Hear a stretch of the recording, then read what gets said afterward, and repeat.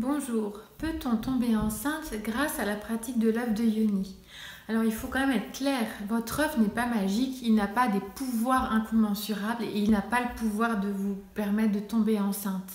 C'est pas lui qui va vous permettre ça. C'est un œuf en pierre, donc effectivement, la pierre apporte des vertus et chaque pierre a des vertus particulières qui contribuent à notre bonne santé à la fois physique et psychologique.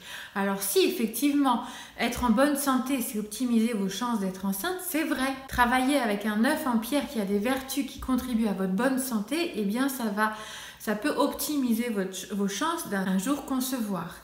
Je crois aussi que la pratique de l'œuf, en fait, elle va viser à remettre en circulation toute votre énergie sexuelle. Or, l'énergie sexuelle se rattache directement à une énergie de vie.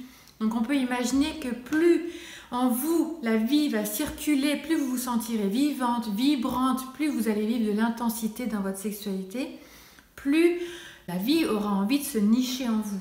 Mais ce n'est pas vraiment l'œuf qui va contribuer à ça, c'est tout ce que vous allez mettre en œuvre grâce au travail avec l'œuf. Je crois que si vous vivez une vraie difficulté quant à une conception et un projet d'enfant, il s'agit d'aller voir un médecin qui pourrait vous aider. Notamment, il y a des médecins qui sont spécialisés dans ce domaine.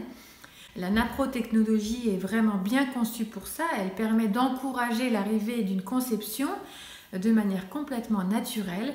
Et il me semble quand même qu'en tant que sexologue, il y a un point vraiment à évoquer qui est rarement mentionné, c'est que la première chose pour concevoir, c'est d'avoir une relation sexuelle. Et d'en avoir pas une, mais plein.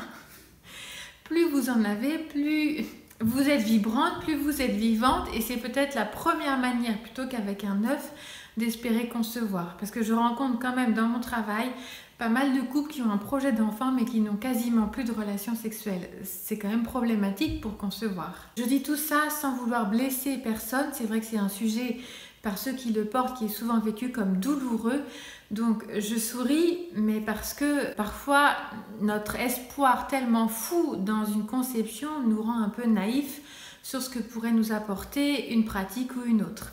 La pratique de l'œuf peut optimiser une circulation de votre énergie sexuelle et donc vous permettre d'être plus vivante, mais je ne crois pas et je suis même convaincue que ce n'est pas l'œuf en lui-même qui va vous permettre de tomber enceinte. Merci de m'avoir écouté et je vous dis à bientôt.